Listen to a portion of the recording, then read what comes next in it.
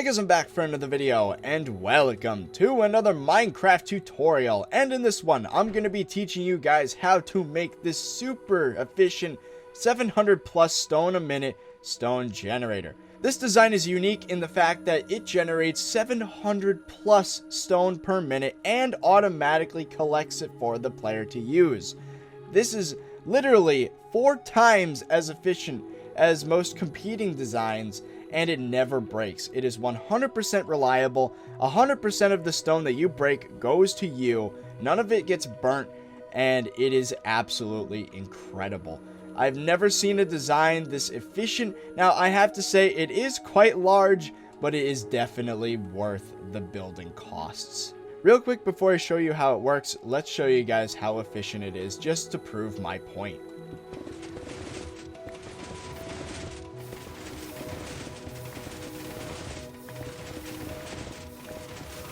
And just like that, I have a stack of stone.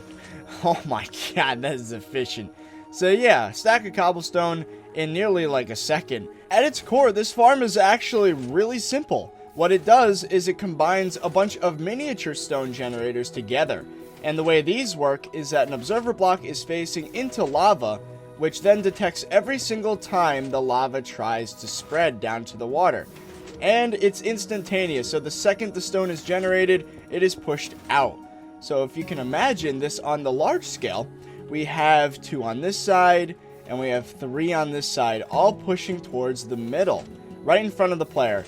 And then there's another set that is identical up top, except this time there's a set of pistons pushing down from the top, and there's another one with a set of pistons facing up. So now your second question might be, why are you shoving all this stone in front of the player if they can't break it fast enough? But that's where you're wrong. If you have an efficiency 5 diamond pickaxe with haste 2, you can insta-break stone. So to start building this thing, you're going to want to start with a 3x3 platform like this.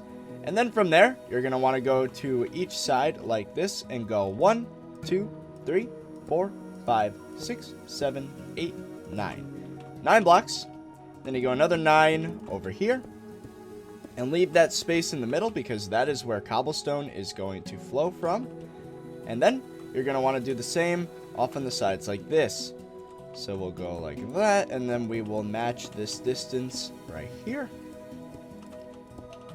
And then do the same over here. Alright, so we're going to start by making the water currents that bring the items to you. So in order to do that, you're going to want to put 1, 2, 3, 4 blocks there. Break these 2 on the ends. Go 3 blocks like that, place some like this, and then go up by 3 more blocks, so 4 blocks total. In a little box like this. And then you can put water here and there. And as you can see, it's just going to flow down. For now, let's put some stone as a placeholder. This is important because you don't want any of the redstone to get hit by this water. So there you go. As you can see, the water currents are now in the correct spot. Now that we have our reference point, it's time to put down some obsidian. And the reason why we do this is because these generators keep on going no matter what, and we don't want them to push stone into the other generators on the opposite side. So we're going to put 5 blocks in a pattern like this. After we've done that, it is time to put down some pistons. So across from each obsidian, you're going to want to put a piston just like that, right over the edge. So I'm making it easy for myself by putting stone underneath. Boom and boom. So now we have these pistons facing into the obsidian. On top of each piston, we're going to want to put an observer block. So make sure that you face them towards the center so that this face is looking into the center of the farm. That is very important, otherwise it will not work. For each one of these pistons, we're going to want to put some redstone. So let's start by going below here and above there. 1 redstone dust down there, a couple blocks going like this, and then redstone there, there, and there. So a total of 4 redstone and 4 blocks. So then of course we repeat that process for the other ones. Once we have all these pistons and observer blocks hooked up, what we're going to want to do is put some blocks on top of the obsidian in a trail going to the back.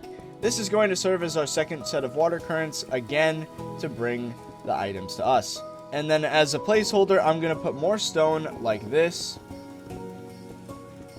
And then we put some more blocks here just to prevent it from drowning the redstone. And then we put our water there and there. And as you can see, we now have 4 water currents going to the same place. Of course, we can put a block there if we want to make it nice and symmetrical. And there you go. Now that all this is built, it's time to get into the fluids that actually make this farm work. So what we're going to start with is putting blocks like this. We do not want any fluids to flow out the side of the machine. That is obviously not something we want.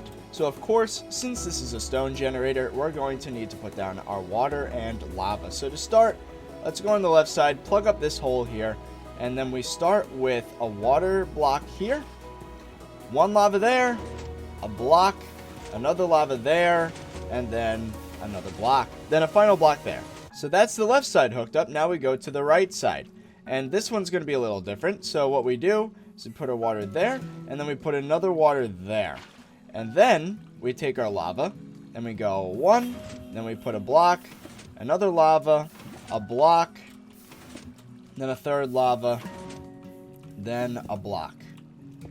Then of course we put 1 more block right there. Just to make sure it's symmetrical, let's put another 2 blocks here just so it looks nice. And as you can see, the generator works. Now we are constantly generating stone. But this is not good enough. This is not fast enough for what we want here. This will only generate something like 200 or so cobblestone a minute, which is not bad, but it's not perfect.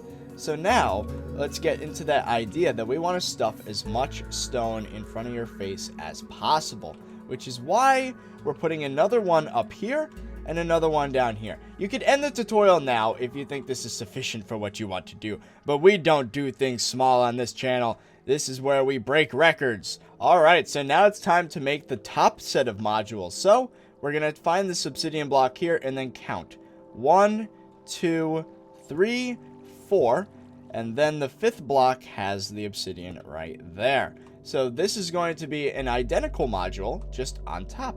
So again, we're going to fill this in just so that we can see what we're doing properly. And then you guys know the drill at this point. Obsidian there, obsidian here, boom, boom. And then of course, we go there, boom, boom.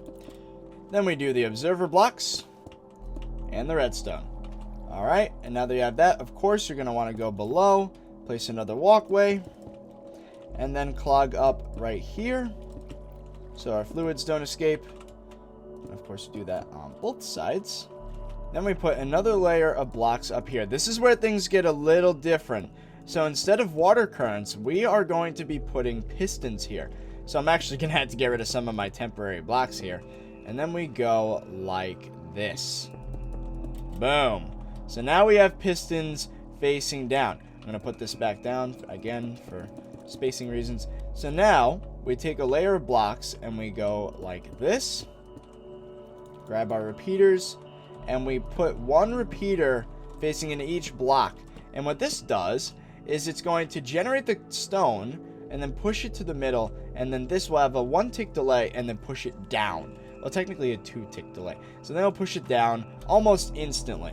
One quick note, guys, these should not be normal blocks. These also have to be non-pushable blocks, such as obsidian, because there's going to be another generator down below pushing up, and we don't want to put our pistons on this block. That would break things. So I think you guys know what to do at this point. It is time to put down some more lava and water. So starting on the left side again, we're going to put some blocks down, water in the middle, lava there, block there, lava there, 2 blocks here. So for the right side, now let's put down some water here, water there, lava there, block, lava, block, lava, and then we put 2 blocks like that. Alright, you have 2 out of the 3 modules built. Now it's time for the hardest one, and that's the bottom.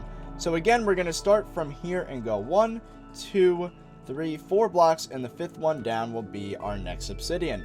We'll place another 2 like that, and then on the other side, 2 like that. So this might be a little difficult because we built all these generators up here. So what we're going to want to do is replace this bottom block with obsidian yet again. And as you can see, it starts to push down on you if you don't place it fast enough. And then we put pistons like that. So at this point, I think you guys know what you're doing. We're going to be putting pistons out, 3rd block, boom. And then we're going to repeat that process 2 more times. Of course, we're going to take our observer blocks and then go boop, boop, boop, boop, boop. And once they're facing in the middle, we then take our blocks and do the redstone. This is slightly different on the bottom, so pay close attention. So again, we are going to make the same shape at the start. So now we have to change the redstone up a little bit to get these pistons down here to fire, because of course this redstone line can't activate it anymore because it's way up here. So we can't repeat what we did up on the top. So in order to compensate for that, we're going to have to place down some blocks. So let's put one there, and a third one there. So we should have a pattern that looks something like that. Now that you have that, you take some repeaters and go boom, boom, boom, boom, and boom. And then you fill redstone dust in those slots there. And what this does is the same exact thing that it does up top with the same amount of delay, but now it's on the bottom. We are almost done, guys. Now it's time to make the place where we're going to put all our liquids again. So let's go like this. Boom. Boom. Fill in the gaps all the way around. Now this time we're going to have to be a little bit more cautious because there is some redstone there. So let's place some stone blocks there just to not have the redstone break when we put the fluids down. Of course, put our blocks in the back. Go like this. And then we fill right there. Put our stone placeholder there just so that we don't lose our redstone. And then just to be safe, we put another layer of blocks right above the obsidian and stone. So then we have these little caverns here, of course.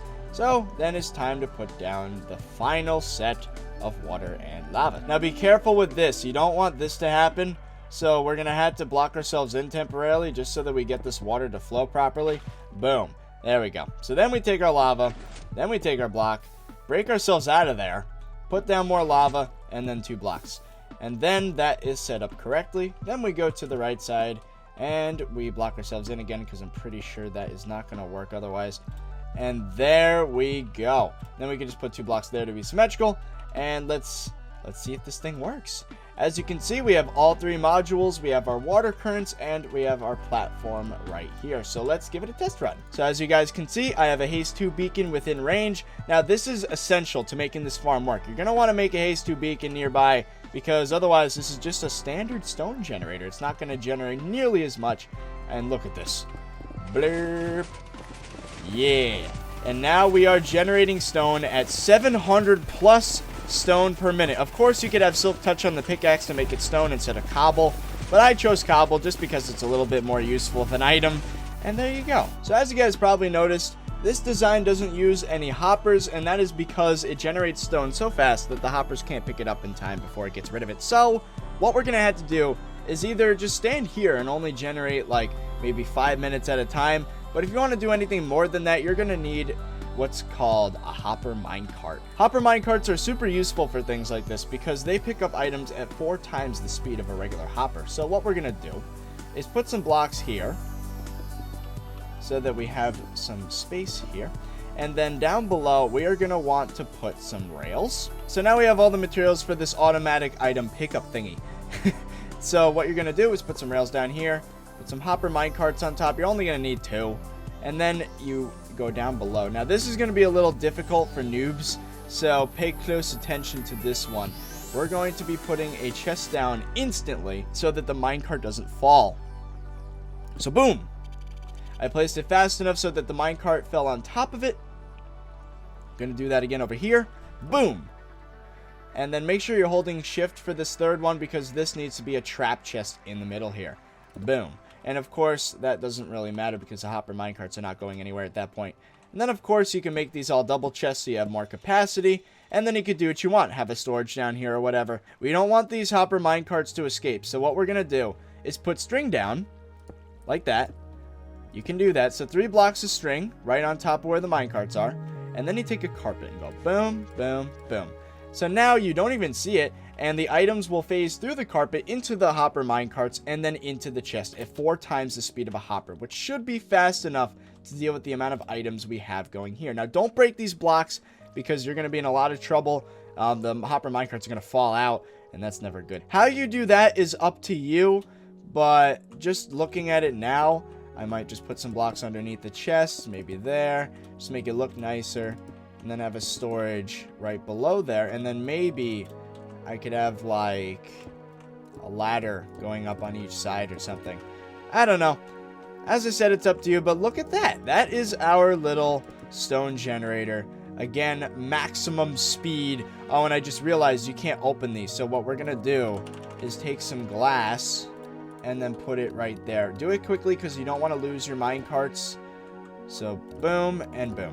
There we go. So now the hoppers are stuck, and now we have openable chests for looting and stuff. So that's it for this tutorial, guys. Leave a like down below if you thought this was useful, and this is a cool design, and I can't wait to see your responses to this. Post in the comments down below how useful this thing is for you guys, because I personally don't have a heck of a lot of uses for stone since I build a lot underground, so I have to dig out a lot of stone. But this thing is by far the most efficient generator I've ever seen or designed. So yeah. Oh, and one last thing. I just thought of a way to get up there. So what we're going to do is take a slab, replace that glass there, put another slab there. So you can still open the chest, but now you can do this. So that's it. So, I hope you guys enjoyed, and I'll see you guys later.